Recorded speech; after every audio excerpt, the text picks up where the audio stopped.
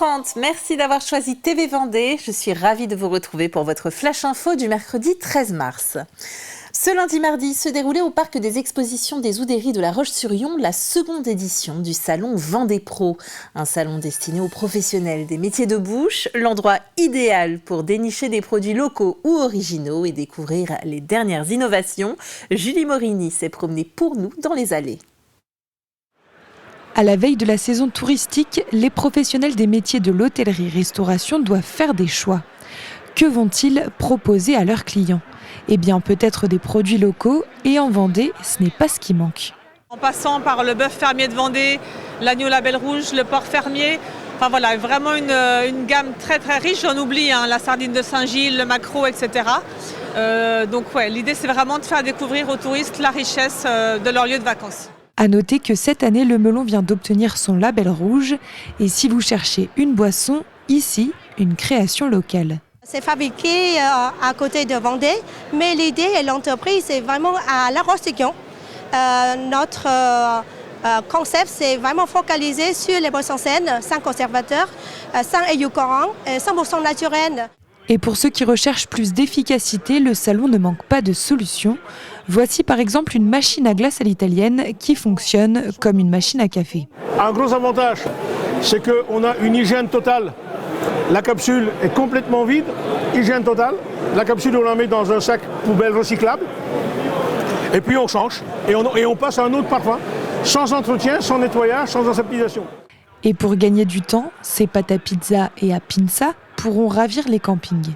On est fabricant de pâtes à pizza en Italie et ce qu'on propose c'est un concept donc clé en main pour les entreprises, les restaurants, les campings où en fait ils reçoivent donc des pâtes à pizza comme celle-ci avec directement la sauce et en fait c'est très simple d'utilisation et on a des pâtes donc de qualité. Les professionnels sont presque prêts. L'année 2024 s'annonce riche en événements. On a cette chance-là d'être dans un département dynamique. Et avec des événements, des gros événements cette année 2024, les Floralies, le Vendée Globe. Je pense que ça va être une année exceptionnelle. Je croise les doigts pour avoir le personnel qu'il faut, avoir les logements pour les loger et passer une très très belle saison 2024. C'est tout ce qu'on souhaite. La deuxième édition du salon Vendée Pro a tenu ses promesses. La saison peut commencer.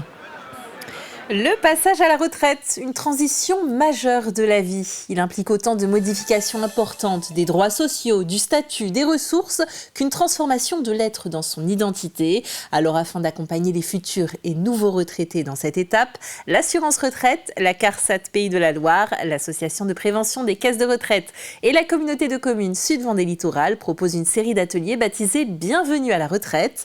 Un cycle de 6 rendez-vous organisés à Luçon dans le centre social La Bulle d'Air. Et à peine plus au nord, à Mareuil-sur-Lay, l'agence Enophile Baroudeur a organisé lundi la 6e édition du salon Assemblage. Il s'agit d'une rencontre entre 40 vignerons venus de toute la France et environ 200 restaurateurs ou cavistes vendéens. Au programme dégustation et discussion pour affiner l'offre dans les restaurants et les caves de Vendée. Pour eux, c'est s'ils ont des recherches ou des demandes, soit dans leur cave ou sur leur carte des vins. Donc ils rencontrent des nouveaux vignerons qu'ils ne connaissent pas, peut-être des nouvelles cuvées, nouvelles appellations aussi, qui sont assez récentes. Et puis c'est certain, c'est valider aussi ce qu'ils font déjà, avec les nouveaux millésimes, parce que dans le vin, chaque année est différente. Donc on goûte tous les ans, les nouveaux millésimes. Et là, ils rencontrent les vignerons stand par stand, parce qu'on a une table par vigneron qui présente leur vin, qui parle de leur domaine. Et c'est vraiment une rencontre entre professionnels. Le salon s'appelle Assemblage, c'est pas pour rien, l'assemblage dans le vin, on assemble des crus, donc c'est une rencontre, tout à fait. Et on reste dans les boissons alcoolisées à consommer bien sûr avec modération, je le rappelle. Et préoccupons-nous de la bière fabriquée du côté de Maillé depuis 8 ans. L'entreprise familiale La Cibule s'est particulièrement faite remarquer cette année au concours général agricole du Salon de l'Agriculture de Paris. Sa bière, baptisée l'Abbaye de Nieul-sur-Lotise, a remporté la médaille d'or, une distinction qui donne envie aux producteurs de voir plus grand. Le reportage de Cyril Guillet.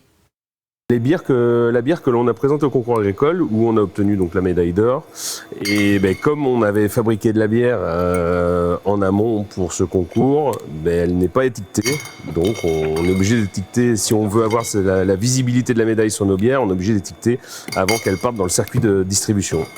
Déjà primée en 2023 avec une médaille d'or et 2 médailles d'argent.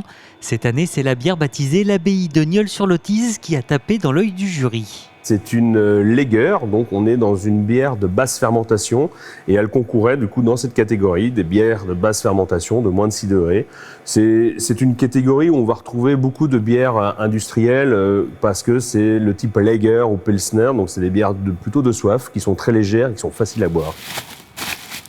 Depuis 2019, chaque année, il présente sa production au Salon de l'Agriculture. Une manifestation qui fait office de banc d'essai pour cet artisan. Et décrocher un prix à Paris est un véritable gage de qualité.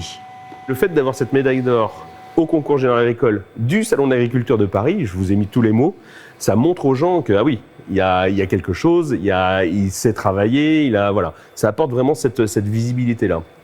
Et depuis, du coup, ces 3 dernières années, tous les ans, on a obtenu une ou des médailles.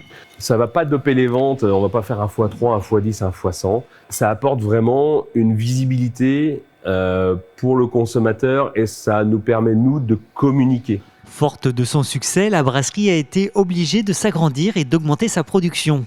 Installée dans ce nouveau bâtiment depuis le mois de décembre dernier, de 120 000 litres par an, la production va pouvoir atteindre d'ici quelques années 300 000 litres. C'est vrai qu'avec toute l'installation que l'on a ici, on va pouvoir développer de la limonade et d'autres types de boissons. C'est bien parce qu'on peut devenir producteur de boissons et pas se cloisonner à être uniquement brasseur. La Cibule n'en a pas fini avec le concours général agricole et compte bien à terme médailler l'ensemble de sa gamme. Enfin, le temps d'un week-end, la marche sera à l'honneur à Fontenay-le-Comte. Alors que la ville accueille les championnats de France de marche nordique et athlétique, le SAF Athlétisme organise Festi-Marche, des animations et des activités au départ d'un village installé plein des sports pour vivre à fond l'événement. La marche athlétique du dimanche matin, on a les meilleurs Français qui seront là, qui viendront chercher leur qualification pour les Jeux Olympiques ou au moins confirmer leur niveau de forme. Donc on aura les meilleurs marcheurs français, et autant chez les garçons que chez les filles. Alors, le parcours de marche athlétique, il est intéressant parce qu'il est tout proche du centre-ville, donc là pour le public c'est vraiment agréable.